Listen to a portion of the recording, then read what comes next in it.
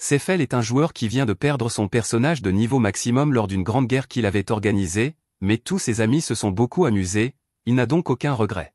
Sa guerre a apparemment été si populaire qu'il a fini par recevoir une offre de l'équipe de développement du jeu, et comme il est impatient de voir ce qu'il lui réserve, il clique sur « Accepter » sans hésiter.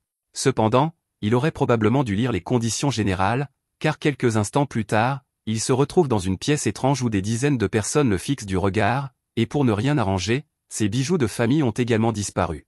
Il se rend compte qu'il a été placé dans le corps de son personnage, Lufa, et que les gens semblent absolument terrifiés par lui, alors il tente de leur demander poliment ce qui se passe.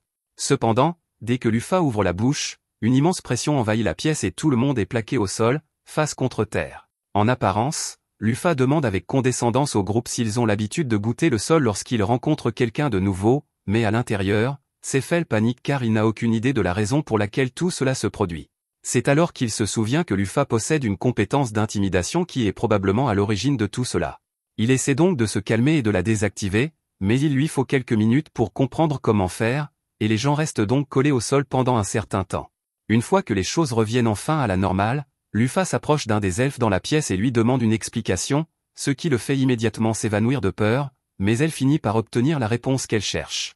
Pour résumer, 200 ans se sont écoulés depuis qu'elle a été enfermée, et le seigneur démon est toujours en vie.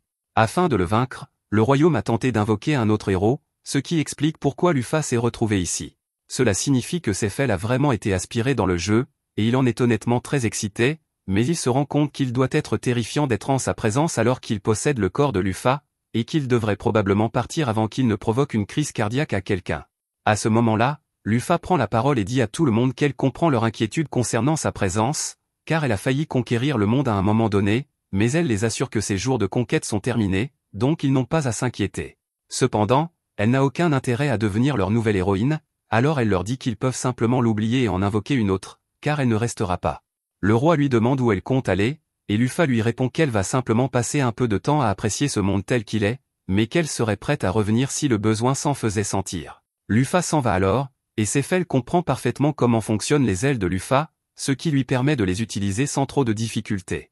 Lufa était le personnage principal de Seyfel lorsque Exgat a été lancé à l'origine, et grâce au système novateur du jeu, les actions des joueurs ont été officiellement ajoutées à l'histoire. Avec tout le temps et l'argent que Seyfel a dépensé pour hisser Lufa au sommet du classement, elle est généralement reconnue comme l'un des personnages les plus terrifiants de ce monde. Il aurait pu rester en tête du classement pour toujours s'il l'avait voulu, mais cela aurait été beaucoup trop ennuyeux.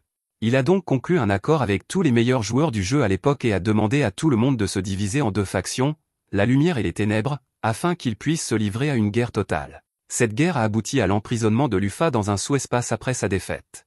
Si cela a beaucoup amusé Seyfel, pour ce monde, c'était la réalité, et Lufa est donc presque universellement crainte ici pour ce qu'elle a fait. Il faut savoir que pendant toute la durée de leur petite guerre, Seyfel et ses amis ont complètement ignoré l'objectif principal du jeu, qui était de tuer le seigneur démon, si bien qu'Orm est toujours en vie depuis que Lufa a été enfermée, mais cela n'est pas sa priorité absolue, elle s'en occupera plus tard. Pour l'instant, elle veut simplement découvrir le monde du jeu qui est désormais devenu réalité. La première étape de Lufa est son ancienne base d'opération au sommet de la montagne, et le spectacle est vraiment impressionnant. Certes, elle est un peu délabrée après 200 ans de poussière, mais c'est tout de même incroyable de la voir en personne. Lufa s'assoit sur le trône, et Seyfel se met à repenser à tous les bons moments qu'il a passés avec ses amis dans cet endroit. Il se souvient à quel point il s'amusait à discuter de tout et de rien, mais il se rend compte que ces discussions avaient lieu dans un chat de groupe, alors pourquoi s'en souvient-il comme s'il y était en personne? À ce moment-là, Lufa remarque quelqu'un qui s'approche, ce qui la met sur les nerfs car la base devrait être vide, mais lorsqu'elle regarde, elle s'aperçoit qu'il s'agit d'une fille aux cheveux bleus nommée Dina. Elle est très excitée de voir Lufa car elle attend son retour depuis 2 siècles, mais Lufa n'a aucune idée de qui est cette fille. Dina est incroyablement blessée de réaliser que Lufa l'a oubliée alors qu'elle était sa conseillère la plus fidèle, mais Lufa ne se souvient pas avoir jamais eu besoin d'une conseillère. Cependant, maintenant qu'il y pense, Seyfel se souvient que lorsqu'il a construit cette base, il a pensé que ce serait cool d'avoir un PNJ en arrière-plan pour rendre l'endroit plus vivant, alors il a placé Dina et l'a simplement laissée là. Elle a dû prendre conscience de son existence lorsque ce monde est devenu réalité, et Seyfel se sent un peu coupable puisqu'elle est restée coincée ici toute seule pendant 200 ans. Lufa joue donc le jeu et dit qu'il est impossible qu'elle ait oublié Dina. Elle remercie Dina d'avoir protégé la base pendant son absence, et Dina est extrêmement reconnaissante d'entendre ces mots gentils de la part de Lufa. Mais cela mis à part, avec tout le temps qui s'est écoulé, Lufa n'est pas au courant de l'état actuel du monde, alors elle demande à Dina de lui donner un petit cours d'histoire pour se mettre à jour sur les affaires modernes. Dina répond qu'elle serait ravie de lui expliquer tout ce qu'elle sait, alors elle raconte à Lufa qu'après sa défaite, les 7 héros ont fondé leur propre nation. 4 d'entre eux sont déjà morts de causes naturelles au cours des 200 dernières années, mais les 3 qui ont une plus longue durée de vie sont toujours en vie. Lufa ne peut s'empêcher de se demander si les héros de ce monde sont vraiment toujours ses amis ou s'ils sont devenus des PNJ, alors il prévoit de leur rendre visite tôt ou tard. Dina explique ensuite que le roi démon Orm est toujours en vie, principalement parce que les 7 héros n'ont pas réussi à le vaincre après avoir scellé Lufa. Dina ajoute que les 12 étoiles célestes de Lufa sont toujours là, même si la plupart ont pris des chemins différents. Les 12 étoiles sont un groupe de monstres PNJ rares et puissants que Seyfel a rassemblés parce qu'il trouvait cool d'avoir une petite armée de généraux d'élite à son service. Lufa demande à Dina s'il y a du nouveau concernant les 12 étoiles, et elle répond qu'elle connaît l'emplacement de 6 d'entre elles, mais que 2 de ces 6 semblent avoir rejoint l'armée démoniaque dans le but de se venger des héros qui ont scellé Lufa. Lufa est un peu déçu d'apprendre que certains de ses serviteurs ont rejoint l'armée démoniaque après sa défaite, car leur querelle n'était pas si grave, et elle va donc devoir les réprimander une fois qu'elle les aura retrouvés. Cela mis à part, elle est contente d'avoir au moins quelque chose à faire maintenant. Son plan initial était simplement d'explorer le monde pour le plaisir et de découvrir si les 3 héros restants étaient des joueurs comme elle, mais elle doit d'abord rassembler les 12 étoiles célestes, car elle serait responsable si l'une d'entre elles causait des problèmes sans raison. Elle demande à Dina de lui indiquer l'emplacement de la première étoile céleste, alors celle-ci consulte une carte et lui montre un endroit appelé Svel. C'est là que l'un des héros vit depuis quelques années, et l'étoile céleste, Bélier, tente de l'envahir depuis des mois. Maintenant qu'elle sait où trouver Harry, elle se met immédiatement en route pour le retrouver, mais Dina lui crie de revenir, car elle ne peut pas partir sans faire de préparatifs. Tout d'abord, Lufa n'a pas d'argent sur elle, et Dina aurait été prête à lui en donner, mais l'inflation est un problème, et elle a attendu si longtemps que tout l'argent qu'elle avait est pratiquement sans valeur maintenant. Lufa répond qu'elle peut gagner de l'argent en chemin, mais Dina lui dit que personne ne voudra faire affaire avec la légendaire conquéreuse. Lufa rétorque que personne ne reconnaîtra son visage après 200 ans, mais on lui rappelle que des races comme les elfes existent et que beaucoup d'entre eux savent sûrement qui elle est, d'autant plus que le royaume a probablement émis un avertissement public concernant son arrivée. Cependant, si Lufa veut gagner de l'argent, Dina connaît un travail qu'elle peut faire et qui ne nécessite pas de vérification des antécédents, l'aventure. Pour commencer, Dina conduit Lufa à la ville marchande de Yétélé, mais elle attirerait trop l'attention avec ses ailes sombres exposées, alors Lufa les cache dans sa cape surdimensionnée pour se déguiser. Elle déteste le fait qu'il soit si inconfortable de se déplacer ainsi, mais elles n'ont pas vraiment le choix dans cette situation, elle devra donc s'en accommoder pour l'instant. Une fois arrivée à la guilde des aventuriers, Lufa mentionne qu'elle ressent une certaine nostalgie à l'idée de revenir dans ce repère de marginaux et de dégénérés, car selon ses connaissances, elle était aventurière avant de fonder sa nation obscure. Cependant, elle se rend vite compte à quel point il est étrange qu'elle éprouve un sentiment de nostalgie alors que c'est techniquement la première fois qu'elle met les pieds dans la guilde. Dina remarque que Lufa semble perdue dans ses pensées, alors elle lui demande si quelque chose ne va pas, mais celle-ci élude la question et répond qu'elle devrait aller jeter un œil au tableau d'affichage des offres d'emploi. Alors qu'elle consulte le tableau d'affichage, Dina repère une mission qui rapporte 3000 pièces, et tout ce qu'elles ont à faire est de retrouver plusieurs chats perdus. Lufa reconnaît que cela semble être une très bonne affaire, mais cela leur prendrait une éternité pour retrouver les chats, et elle préfère ne pas passer une semaine sur une quête secondaire, alors elle continue à chercher. C'est alors qu'ils trouvent un travail de chasse intéressant. Ils seront payés 1500 pièces et tout ce qu'ils ont à faire est de chasser quelques orques, ce que Lufa trouve parfait. Les orques ont 3% de chance de laisser tomber leur viande à leur mort, et si vous mangez leur viande, votre santé maximale augmente, elle va donc en profiter pour gagner un peu de HP pendant qu'ils sont là-bas. Plus tard dans la journée, les deux arrivent au village où la demande a été faite, et ils parlent au chef du village, un vieil homme fatigué qui veut juste en finir une fois pour toutes. Il explique que les orques ravagent leur village depuis longtemps, kidnappant leurs femmes, tuant leurs hommes et détruisant tout ce qu'ils ont construit. Il supplie les deux héros de se débarrasser d'eux pour le bien du village, et Dina lui assure joyeusement qu'il n'a pas à s'inquiéter, car Lufa va sans aucun doute éliminer ces orques. Il leur est très reconnaissant de leur aide. Cela dit, il se dirige vers la forêt pour retrouver le repère des orques, et il ne tarde pas à le trouver, avec deux orques postés devant pour faire le guet. Lufa se prépare alors à attaquer. En y réfléchissant bien, elle n'a pas vérifié son écran de statistiques depuis son arrivée, alors elle l'ouvrait. Heureusement, elle dispose toujours de toutes ses capacités de niveau maximum. Tuer les orques ne devrait donc pas être difficile, mais elle n'est pas sûre d'être mentalement prête pour cela, car tuer ces créatures à l'écran est complètement différent de les tuer dans la vie réelle. Elle active l'une de ses capacités et crée une douzaine d'épées à ses côtés avant de les lancer directement sur les orques. Le résultat est absolument répugnant, mais pour une raison quelconque, Lufa se sent étrangement calme. Quelques instants plus tard, le nid d'orques est alerté de la présence d'un intrus, et ils se précipitent tous pour encercler Lufa en quelques secondes. Ils ont également un orque vraiment énorme comme chef, ce qui mettrait n'importe quel aventurier normal en difficulté, mais lorsqu'ils lancent leur attaque contre Lufa, ils sont tous si lents qu'ils semblent à peine bouger. La différence est telle qu'elle se rend compte qu'elle n'aura probablement même pas besoin de créer d'autres épées pour les affronter, alors elle se met à leur sauter dessus et commence à leur couper la tête à toute vitesse. Elle est si rapide que le chef des orques n'a aucune idée de ce qui se passe, tout ce qu'il voit, ce sont les têtes de ces hommes qui s'envolent de leur corps. Elle s'arrête alors et regarde le grand gaillard juste pour lui dire « Eh, je viens d'anéantir toute ta troupe, qu'est-ce que tu vas faire ?» Il se déchaîne pour essayer de l'écraser au sol, mais il est complètement dépassé, car Lufa est pratiquement une catastrophe ambulante et il n'est qu'un obstacle sur son chemin. Sans blague, tout ce qu'elle a fait au roi des orques, c'est lui donner un petit coup de poing sur la tête, et une seconde plus tard, un trou béant était percé dans son crâne. Elle est tout simplement trop forte.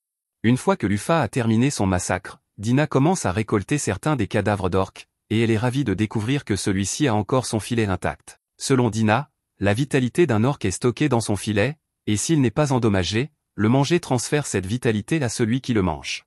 Elle propose d'en préparer pour Lufa une fois qu'elles seront de retour, alors elle crée plusieurs portails et range les cadavres. Lufa n'avait aucune idée que Dina avait un tel pouvoir, mais la téléportation leur sera certainement utile à un moment ou à un autre. Pour l'instant, cependant, il est temps pour elle de sauver toutes les personnes qui ont été kidnappées par les orques.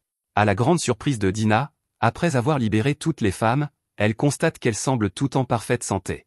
Lufa ne trouve pas cela si étrange, car dans l'univers du jeu, les orques sont en réalité très gentils avec les femmes. Ils sont juste très laids et ont un charisme incroyablement faible, donc ils ne prennent même pas la peine d'essayer de séduire qui que ce soit et passent directement au kidnapping. Dina est choquée d'entendre cela, car elle ne peut imaginer que des monstres aussi hideux puissent être des gentlemen. Mais quelle que soit la façon dont ils traitent leurs captives, cela ne change rien au fait qu'ils kidnappent quand même les femmes, alors Lufa crée un point de pierre géant et détruit la grotte pour s'assurer qu'il n'y ait aucun survivant. Dina demande à Lufa si elle souhaite qu'elle efface la mémoire des filles, car elle aimerait qu'elles se souviennent des visages hideux des orques qui les ont kidnappées.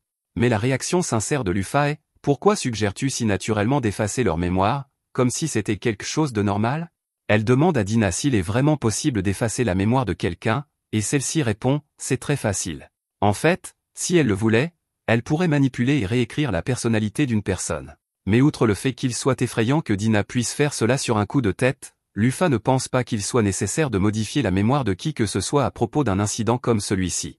Il suffit de ramener les filles saines et sauves à leur village, alors Lufa invoque un golem et lui demande de transporter tout le monde pendant le voyage de retour. Cette mission s'est très bien déroulée, mais Lufa ne peut s'empêcher de se demander pourquoi personne d'autre ne l'avait accepté avant leur arrivée. Dina explique que c'est parce qu'il n'y avait aucune incitation à prendre le risque, mais cela n'a aucun sens pour elle, car la vitalité du filet d'ORC aurait été une raison plus que suffisante pour relever le défi.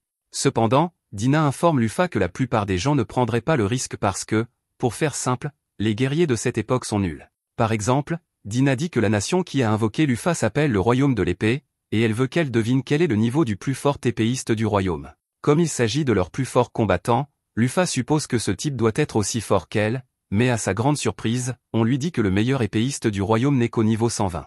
Cela n'a aucun sens, car elle sait pertinemment que de nombreuses personnes ont atteint le niveau 1000 en même temps qu'elle dans le jeu, mais Dina lui rappelle que ces personnes appartenaient toutes à l'époque précédente et qu'elles étaient, pour être franc, les plus acharnées des acharnés. De manière réaliste, pour atteindre le niveau 1000, il faudrait se battre sans cesse, chaque seconde de chaque jour, et consacrer toute sa vie à devenir plus fort, ce que les gens de cette génération ne peuvent tout simplement pas faire, du moins pas sans mourir dans le processus.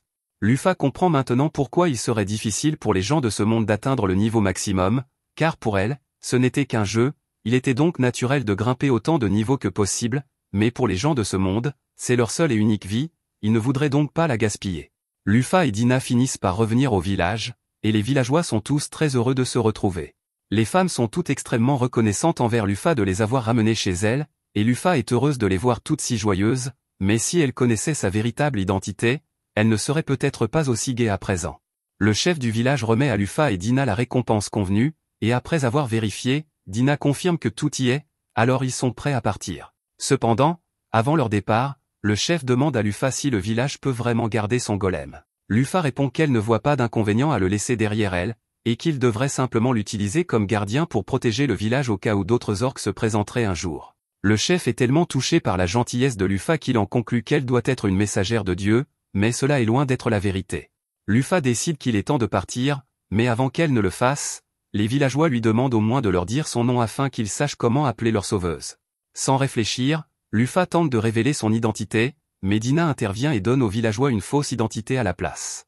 Lufa est furieuse que Dina l'ait interrompue ainsi, mais elles en ont déjà discuté, si quelqu'un découvrait la véritable identité de Lufa, cela provoquerait une panique générale, et elles ne peuvent pas se le permettre. Comme elles ont désormais assez d'argent pour couvrir leurs frais de voyage, rien ne les empêche de se rendre directement à Sfel, mais Lufa ne peut pas s'en réjouir outre mesure, car la seule raison pour laquelle elle s'y rend est d'empêcher l'une de ses 12 étoiles, Harry, de continuer à l'attaquer. Elle doit également confirmer si les héros survivants sont vraiment ses anciens compagnons, c'est pourquoi sa première étape sera de rencontrer Maigret. Alors qu'ils approchent de la ville, Lufa commence à remarquer plusieurs jolies lumières flottant tout autour d'eux. Elle demande à Dina ce que c'est, et celle-ci lui explique que ces lumières sont de petites particules de mana qui flottent dans les airs car la terre ici est très riche. Elle dit que c'est la preuve qu'il se rapproche de Sfel, et en fait, Dina peut déjà la voir d'ici. Elle semble très enthousiaste d'être ici, mais Lufa ne voit pas ce qu'il y a de si génial, car pour elle, cela ressemble à une ville aquatique ordinaire. Elle se dirige vers la porte d'entrée, où un garde leur crie que toute personne souhaitant entrer dans la capitale doit présenter son passeport. Lufa ne savait pas qu'il fallait un passeport pour entrer dans la ville, alors elle commence à s'inquiéter qu'elle ne puisse pas entrer. Cependant, Dina n'est pas du tout inquiète, car elle possède la compétence parfaite pour cela, la falsification de documents. Elle s'approche simplement du garde et lui présente 2 passeports qu'elle a créés pour elle-même et Lufa.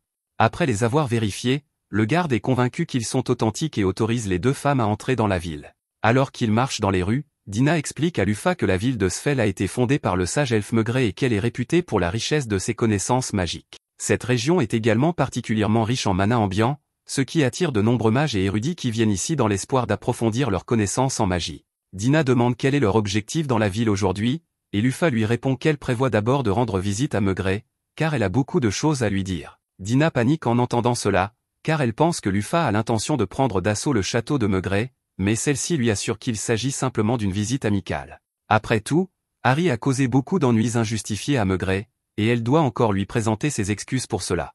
Mais avant cela, Lufa dit qu'elle aimerait se rendre à la bibliothèque, car il y a encore beaucoup de choses qu'elle ignore sur l'histoire de ce monde. Elle commence à demander leur chemin pour se rendre à la bibliothèque la plus proche, jusqu'à ce qu'elle rencontre un homme nommé Grants. On devine que Lufa et Dina sont nouvelles en ville, car pratiquement tout le monde sait que toutes les bibliothèques se trouvent dans la partie A, mais comme il a du temps libre, il leur propose de les y conduire. Dina le remercie et se présente comme une marchande ambulante accompagnée de Lufa, son employé suspecte, mais Lufa lui marche sur le pied au milieu de sa phrase pour la faire taire, car qui diable présenterait son compagnon comme suspect? Grants trouve clairement que Lufa a l'air suspecte, mais il n'a pas l'intention de lui en vouloir, car il est sûr qu'elle a ses raisons, et Lufa lui est reconnaissante de sa compréhension.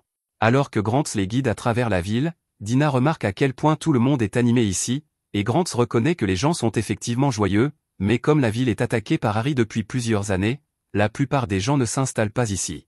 Lufa prend un air un peu amer, car elle se rend compte que la situation ici est en quelque sorte de sa faute, et Grants le remarque, mais il suppose qu'elle doit simplement être inquiète à l'idée d'être attaquée par Harry pendant son séjour ici, alors il la rassure en lui disant qu'il n'y a pas lieu de s'inquiéter, car le système de défense de la ville est impénétrable. Il lui explique que tout le lac qui entoure la ville est en fait un golem créé par Maigret, et que chaque fois qu'Harry a attaqué jusqu'à présent, il a été repoussé par le golem gardien de la ville.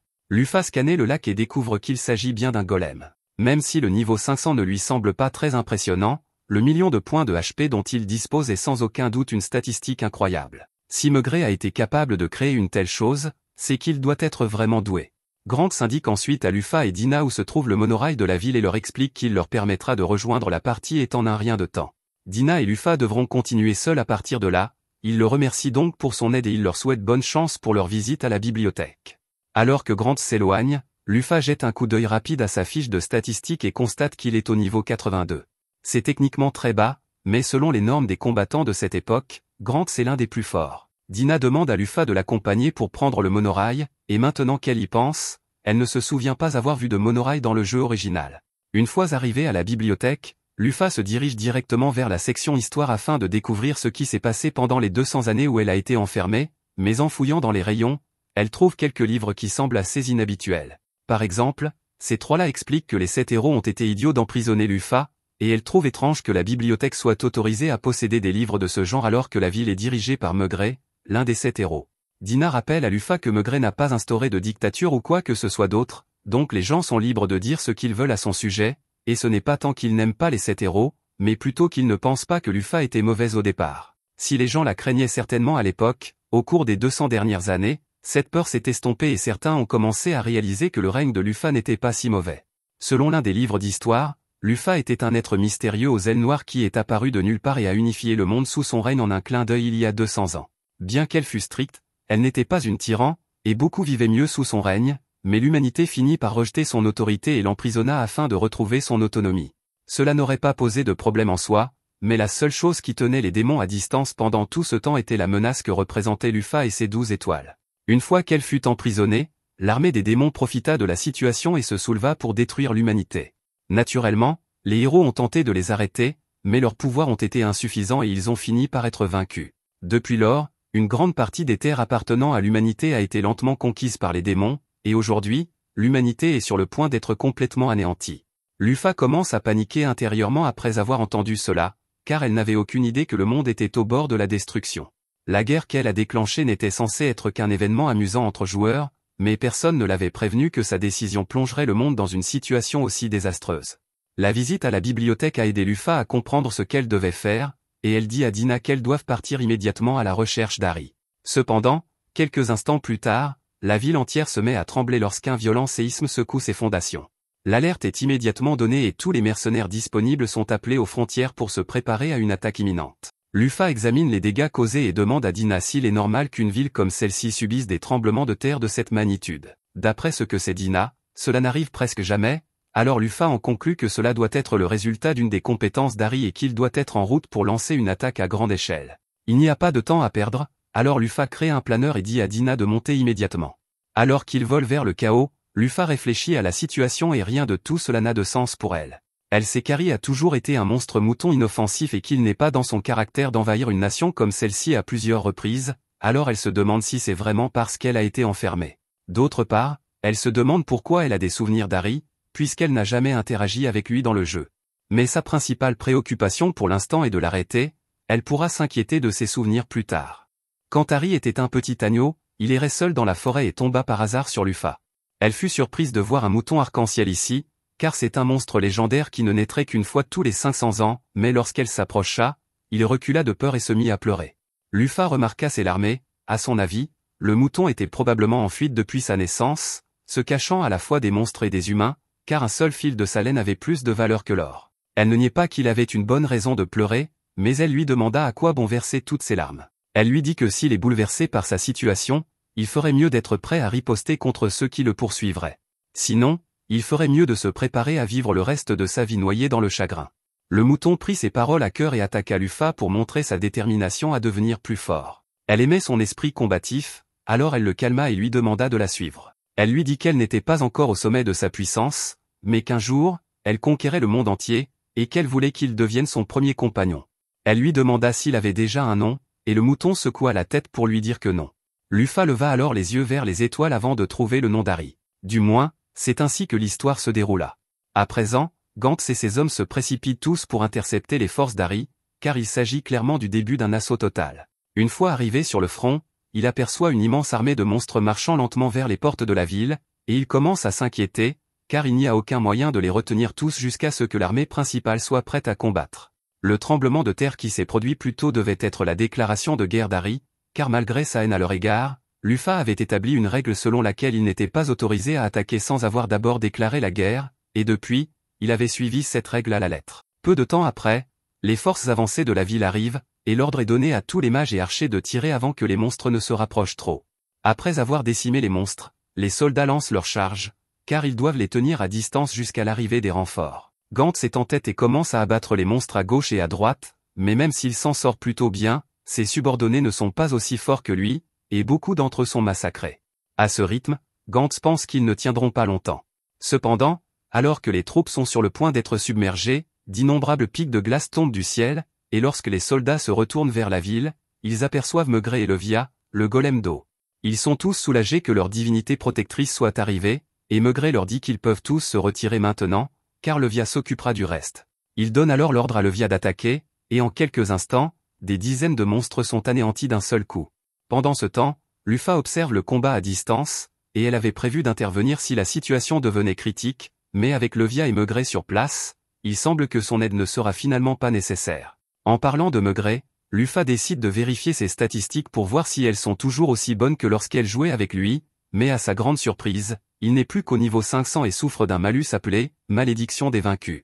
Lufa n'a jamais entendu parler d'une telle malédiction, elle demande donc à Dina si elle sait de quoi il s'agit. D'après les rumeurs qu'elle a entendues, après que les héros aient échoué à vaincre le Seigneur Démon, ils ont tous été frappés d'une malédiction qui a scellé la moitié de leur pouvoir, ce qui explique pourquoi Maigret est tellement plus faible qu'avant. Et maintenant que Dina y pense, si Maigret ne peut plus utiliser toute sa puissance, cela signifie qu'il ne peut plus créer de golem comme Levia, donc si elle tombe, la ville sera vraiment condamnée. Soudain, le sol se met à trembler alors qu'un monstre géant s'approche du flanc de la montagne, et ce n'est autre qu'Harry. Après un bref face-à-face, Harry et Levia s'affrontent, et comme l'élément d'Harry est le feu, Maigret pense que Levia devrait avoir l'avantage dans une confrontation directe. Levia utilise une attaque en spirale d'eau, forçant Harry à reculer dans un premier temps, mais celui-ci revient à la charge avec une énorme boule de feu peu après. Au premier abord, on dirait que la boule de feu a complètement manqué Levia, mais Harry ne la visait pas du tout, sa véritable cible était Maigret depuis le début. Heureusement, juste avant que la boule de feu ne le touche, Levia a réussi à s'interposer et à éteindre l'explosion. Maigret envoie alors Levia comme un raz-de-marée pour repousser Harry, mais celui-ci utilise une technique de saut enflammé pour la franchir et se dirige droit vers Maigret. Maigret érige une barrière pour se défendre, mais comme il n'a plus que la moitié de sa force d'antan, Harry finit par le submerger et briser son bouclier. Cependant, avant qu'il ne puisse percer, Levia se faufile derrière Harry et le prend en étranglement. Les soldats commencent à encourager Levia pour qu'elle mette fin à tout cela, et Dina demande à Lufa comment elle pense que cela va se terminer. En ce qui concerne cette bataille, Lufa dit que Levia va gagner, mais cela ne signifie pas qu'elle va gagner la guerre. Levia a perdu beaucoup de points de vie en encaissant toutes les attaques d'Harry, et il est probable que c'était l'objectif d'Harry depuis le début. Il savait qu'il ne pourrait pas battre Levia dans un combat en tête-à-tête, alors il a prévu de réduire sa santé à néant par des attaques constantes et des retraites, afin de pouvoir l'attaquer à nouveau à l'avenir. Lufa est impressionné par le fait qu'Harry ait été capable de réfléchir de manière suffisamment logique pour comprendre que Levia ne pourrait pas le poursuivre une fois qu'il se serait retiré, et qu'une série constante d'invasions périodiques lui garantirait une victoire finale. Cependant, Lufa ne peut pas laisser son plan aller plus loin, car il serait dangereux de détruire Levia. Elle devra donc s'occuper de lui elle-même. Elle attrape Dina et saute sur le champ de bataille. Alors qu'Harry s'apprête à lancer une autre puissante explosion, Lufa le projette à travers la chaîne de montagne d'un coup de pied. Tout le monde est complètement incrédule en voyant le monstre terrifiant projeté en l'air en un instant, et Maigret se demande qui peut bien posséder un tel pouvoir, mais même si Lufa cache toujours son identité, dès qu'il entend sa façon de parler, il comprend en quelque sorte. Lufa ne veut encore rien confirmer ni infirmer, alors elle dit à Maigret qu'elle s'occupera d'Harry toute seule et qu'elle reviendra ensuite pour discuter avec lui. Cependant, avant qu'elle ne parte, Maigret lui dit qu'il y a quelqu'un dans les coulisses qui manipule la soif de vengeance d'Harry, et qu'elle doit donc être prudente. Comme cet avertissement vient d'un vieil ami, Lufa répond qu'elle en tiendra compte, puis s'envole pour affronter Harry. Une fois devant lui, Harry lui demande qui elle est, ce qui la surprend, car lorsqu'elle jouait au jeu, Harry ne faisait que bêler, elle ne savait donc pas qu'il pouvait parler. Cela mis à part, comme Harry ne semble pas la reconnaître, elle active sa compétence d'intimidation, et dès qu'Harry ressent la pression terrifiante qui émane d'elle, il se souvient de son maître. Cependant, même si elle se tient juste devant lui, Harry refuse toujours de croire que c'est elle, car il est sûr que Lufa est morte depuis longtemps. Lufa n'est toujours pas sûre de pouvoir être considérée comme l'original, car elle a techniquement été réincarnée, mais quoi qu'il en soit, il s'agit bien du corps de Lufa elle-même. Elle ne veut pas perdre de temps à essayer de convaincre Harry avec des mots, alors elle lui dit que s'il ne croit vraiment pas que c'est elle, il est libre de venir tester sa force par lui-même, et par courtoisie, elle promet de ne pas trop lui faire de mal. Harry hésite un instant, car la femme devant lui ressemble vraiment à Lufa, mais il se convainc qu'elle doit être un imposteur, car il est impossible que son maître soit revenu. Il se prépare à attaquer de toutes ses forces, et Lufa commence à s'exciter, car c'est la première fois qu'elle affronte un monstre qui devrait être assez fort pour survivre à ses attaques. Ce sera donc son premier vrai combat. Harry charge Lufa avec toute son intensité. Cependant, après l'avoir repoussé de quelques centaines de mètres, Lufa arrête facilement son élan d'une seule main et lui dit qu'il est effectivement devenu plus fort qu'il ne l'était il y a 200 ans. Harry tente continuellement de la repousser, mais Lufa ne bouge pas d'un pouce et elle le trouve même adorable de faire autant d'efforts. En récompense de ses efforts, elle lui dit qu'elle va lui faire un câlin.